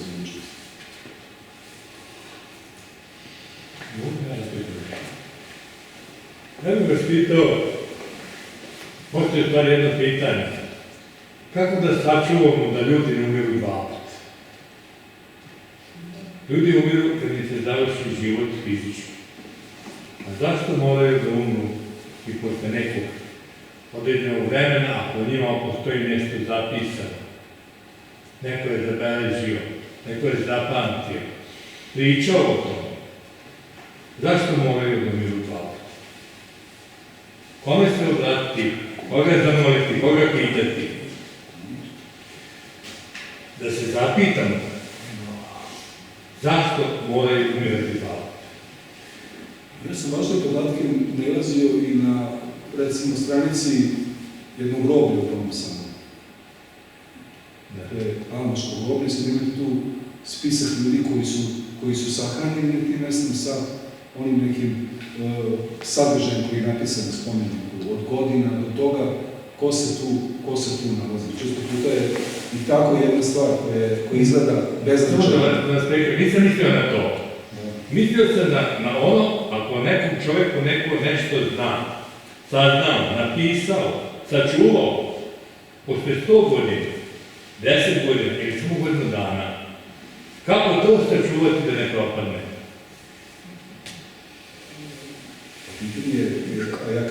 Ja vam govorim, mogu da vam odgovorim kao hrišćanin, ali ja ću vam sad nešto objasniti, čemu se to radi, šta se pitan to. Ja imam o nekim ljudima iz okoline, iz ovog kraja, nešto zapisano, što sam ja zapamtio za svojih 67-8 godina. Kada je me više ne bude, o tim ljudima niko ništa više neće znati. Nikog to ne interesuje, nikog to ne interesuje. Nisu oni značajni ljudi, ali svi pokobelili jedan deo okoline, jedan deo ove našeg prostora, vremenski i fizički. I oni umiru kada ja umrem. Oni će umreti drugi put. Niko od njima ništa neće dati, niko od njima neće ništa pisati. Poznajme kolege ovdje, poznajme ljudi, razmenjujem mi iskustvo, priči. Što ste ne bi objavili u nekom lokalnom časopisu ili imate ovo nekako? Tome, to vas pitam. Šta da radimo da ljudi ne umiru dva puta? A to je onaj razgovor kao kad ste na slavu. Da. A sad za slavu se okupi šira porodica, prijatelji, nedelja, tako dalje. I sad, u toku tog slavskog dana, ljudi počinju da razgovaraju šta ima, šta se dešava, šta ima kod tebe i tako dalje. Pa sad tu, ako ste primetili, ljudi počinju da pričaju jedni drugim svoje probleme, koji su iskreni problemi, znači to je jedan moment, tako dalje. I u tom razgovoru neko od tih ljudi koji su tu za slatku trpezu počinju da shvataju šta je pitanje i pronalaze nude neku pomoć. Tako i ovakve skupovi služi za to, da u razgovoru jedni sa drugima, to ne bude naš razgovor u kome mi nešto pričamo o vama, nego bude jedan dijalog. Znači, najbolje je to ponuditi nekome koji je u okviru nekog zavičajnog udruženja ili u okviru nekakvog ogranka Matice Srpske. Taj tekst dati da se objavi i to će biti ono što će biti vaš doprinos na neki način, ako ste nešto naradili, sakupili, štete da to ne propadne, zbog čega to ne biste... Zato sam i postavio to pitanje. To je neko moje mišljenje. Mene lično to interesuje, ali nije to samo moj problem. Ima jako mnogo problema nas, ljudi koji se interesujemo, koji smo nešto radili, nešto sakupili, ali međutim, to je uglavnom sve sakupljeno prepričavanje. Materijalnog dokaza nema, pisanih dokumenta jako malo, ali zato ima priča, ima razgovor, ima sećanja koje su zaostala. negde ostala, možda je sičana. Ja bih to volao da čujem jedan ovakvom skupu koji bi bio zavičajnog karaktera ili nekog regionalnog ili užeg karaktera, bilo bi zanimljivo da neko kao vi to ispriča i da se to publikuje u nekom zborniku radova tog tipa, evo ovde i poziv da se ne samo priča o tome, nego da se pokrenu i neke nove teme i neki novi sadržaji koji bi bili, što se kaže, domaćinski, to je potiču vladu. Zašto bi neko iznao o Novom Kneževcu pisao, a da nije vladu? Zašto da ne piše neko od vladu? Po meni bi to bilo... Ja samo to hvala. Zašto? Evo to. Ja bih dodao samo u okviru biblioteke postoji zavičajno odeljenje gde profesor Radovan već decenijama prikuplja sav mogući živi materijal koji je vezan za ovaj naš kraj. Gospodine Stanko, slobodno ponudite, ja mislim da će ga profesor Radovan oberučke priučiti. A kada ćemo ga objaviti, pa evo vidimo da smo za 100 godina objavili 250 strana Erdeljanovića, imamo i 6,5. Tako da moramo i tu biti. Šalno na stranu, ali hoću da kažem, moramo prikupljati, ostaće, vadi se, da je neko rekao da ćemo pisati sada ovo. Ja kažem da prikupljati manje više, bolje tumačiti i skupiti ono što je prikupljeno. Eto, to bi sad što kažem, tako je neko vreme. To meni je bolje ne dirati, nego samo da ono što imamo, ako možemo sačuvamo i nekako na novi način da tumačimo i čitamo.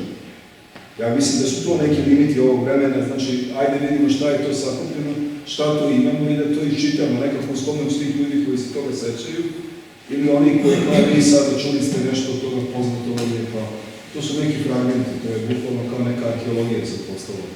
Da vi morate uz pomoć onih koji nešto znaju u fragmentu da nešto saznate mnogo i da njega postavite da on nešto kaže. Ja sad mi je ponovno, sačekajte samo malo, prostite sad. Postoji, na primjer, u istoriji Novog Kneževca jedna zavičajna hronika koja nikada nije objavljena, zapravo postoje dve koje nikada nisu objavljene, ali ja ću spomenuti sad samo jednu koja mi se čini da je zanimljiva i u skladu je sa ovom današnjom temom. Radi se o zapisima učitelja Zdravka Ramadaskog, već pomenuti. Da. I kada je pisana istorija Novog Kneževca, sve što nisu mogli da istraže, sve što nisu mogli da pronađu, sve što im se činilo da na ovaj ili onaj način nesigurno pozvali su se na učitelje Zdravka Ramadaskog. Tako da, opet, apropo, nemojte gubiti nadu, to će sigurno neko iskoristiti nedelju. Neki sa našim kolegama Ramadaskima arheologima. Ima. Nema. Ili ima? Ima. Jedni više, drugi više. Ajde sad, da ne pravimo ima, nema. Ajde, dalje reći. On je sjajan mladi čovjek, istraživač, radi u Bečeju sad, ja mislim u Gradskom muzeju. Radi u Sinicu. Raškom. Sa Raškom ima. Sa Raškom. Znači, ovdje treba naći neko ko, a ja vidim tu tebe, ko može da organizuje jedan lep naučni skup, u kome već imamo nekoliko tema koje bi došlo pola sela da čuje nešto ili nešto novo saznamo. Tu nije potrebno toliko toga da bi se uradio. U saradnji sa muzejom, sa Maticom Srpskog. Pa eto, prilike da se nešto objavi i pokrene. Izvinite se da vi izražite, hoćete da vi. Ništa. Slažem se da je Deljanović baza, hajde dođemo da je to početak svega. Posle je prošao rat, sve je došlo ono lepo dole, kad smo svi nagrajstali i sva istraživanja o poreklu, o zavičaju, o sredini u kojoj živimo, o svim našim pedigrejima ovde, ako neko Srbi to se smatrao kao veliko srpstvo, to je bilo opasno, kažnjivo i tako, i onda se to sve stavljalo u stranu. Međutim, osjećam jedan problem veliki.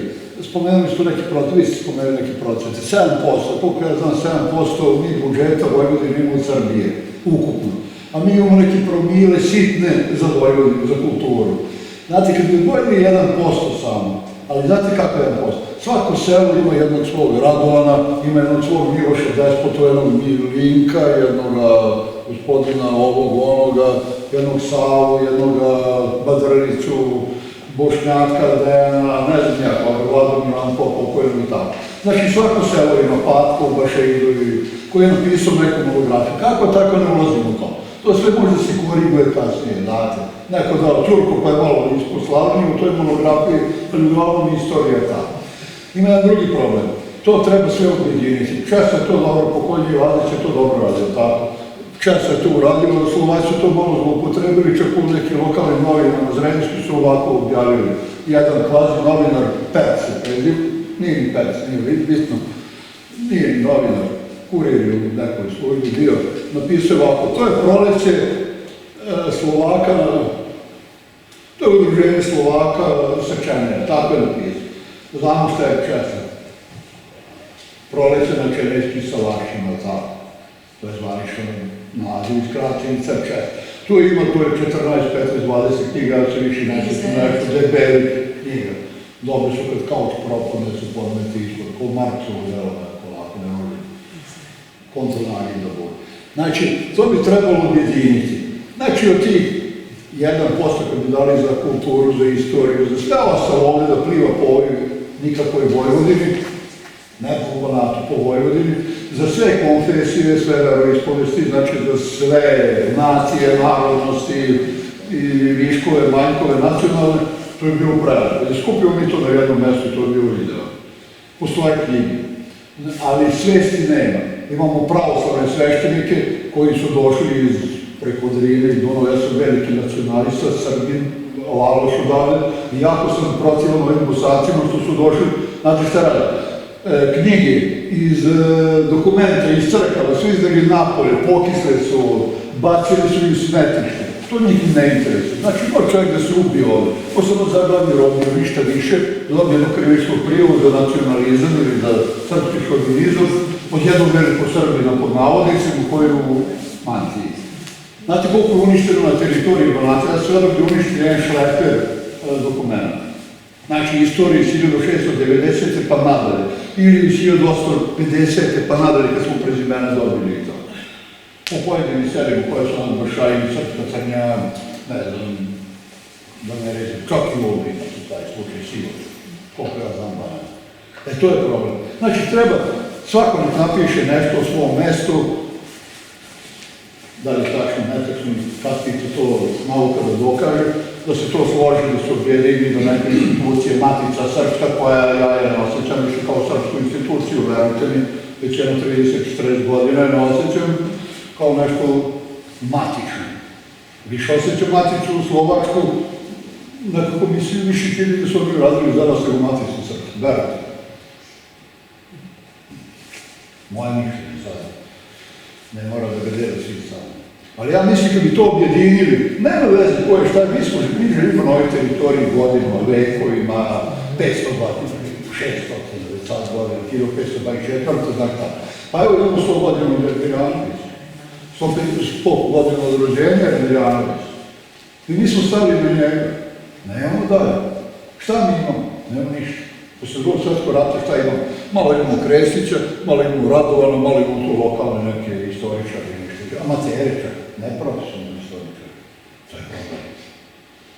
Znači, ne damo ništa za našu naciju, za našu istoriju. A mi imamo više papira za Kevaru, u Teževcu, u Kikindi, iz Renjanima, nego za ljude. To je tragedija. To je tragedija ljudskog roda, ne srpskog naroda, to je tragedija ljudskog roda. Znači, mi što radimo, ja kažem, čovjek može da radi samo ono što je u njegovom domenu. Ovo je već neko pitanje za nekog ko radi u ministarstvu i ko tamo zarađuje nekakav novac, pa treba da nekakvu strategiju rada, organizacije. Mi pravimo strategiju, mi pravimo strategiju, mi biramo te klipane koji sede gore u ministarstvu. Neko treba da zaradi novac za platu koju posao koju je vodi. Dobro, sad ja to malo...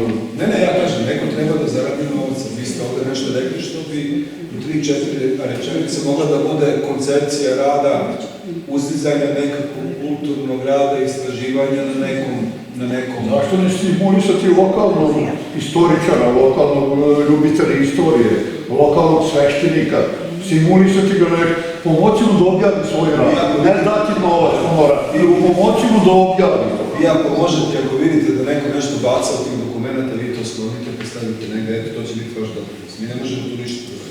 Znam, sam dobio prijavu. To je biti sebi Srbi u Srbiji.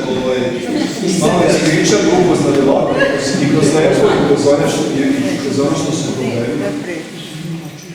Tako da, mi smo u cijelu Vojvodine stojimo na raspolaganju oko onoga što je u našoj moći i našem domenu, što god možemo uradimo i da izađemo u susret, mi ćemo raditi. Vi ste blizu vatre, vi objavite božićne običaje, ove Erketima u ovom Sadu, tako bilo pre 20 godina, prilike. Nije bitno, sve godine nekada imate o ovim dešavanjima, o Rabušu, jednom ali imate problem, ovdje nemate, vi imate tamo neku paricu iz pokreta, nema ništa. Čovjek iz Varanja, čovjek jedan koji je kao mi pao, ovako veliki prst, čovjek koji je stavio neke novine. On je došao i donio neki tekst. Ovako. On je sakupio, on je objavio knjigu običaji Srba u Baranji. Zove se Vodnić. Jedan čovjek koji je ostao bez posla kad su izbili ratni sukobi. On se bavi poljoprivredom i tako dalje, ali on, pored toga što radi te poslove, on je sam bez ikakve nadoknade sakupio građu od ljudi s kojima je pričao, razgovarao, bavi se najmnim slikarstvom i tako. Čovjek koji nema nikakvu pomoć, bilo kakve institucije, pogotovo u Hrvatskoj. I on je došao kod nas i dobio taj jedan više tabaka tog papira, da je on to nešto napisao, sakupio i radio. I to je objavio. On nikakvu nadoknadu od toga nije. Ja kažem, uvijek je bitno da čovjek uradi šta može da uradi. Je stvarno nadoknadu. Stvari pomoći čovjeku da to objavi. Bez organizacije, bez plaćenog posla. To je nekom da govorio o tim stvarima. I neko je došao i nešto je uradio. Za svoj narod ostavio nešto za sebe. To što kaže gospodin, a šta će ostati za tih ljudi? Ako si nešto napisao i sakupio, daj da to objavimo. Ili daj da pomognemo tom čovjeku koji je nešto uradio, a ne da kažemo da je lupež neradnik i da je on to uradio s nekakvim zadnjim radom. Možda to da vam kažem nešto, ja sam što ne prvi put sam na ovakvom nekom skupu, prvi put o ovome pričam. Zaboravio sam na Radovana, zaboravio sam na Nešića, zaboravio sam na Savu, da nikad do sada o ovom problemu nismo pričali. A uglavnom se bavimo sličnim stvarima. Sad, mnogo mi je koristilo, znam kome treba se obratim, se kima da kontaktiram. Sad sam vidio. Tako da kažem, bavim se ovim poslom u 10-15 godina, ali nisi imao prilike, ne da nisi imao prilike, nisam pratio šlavika na njih. Nešto malo na stavu, evo sad, Radovana, znamo se, hvala Bogu, 50 godina. A nikada nismo pričali o tome. I sad čini mi se da ćemo malo sarađivati. Ipak da neko ne ume znao. Hvala Bogu.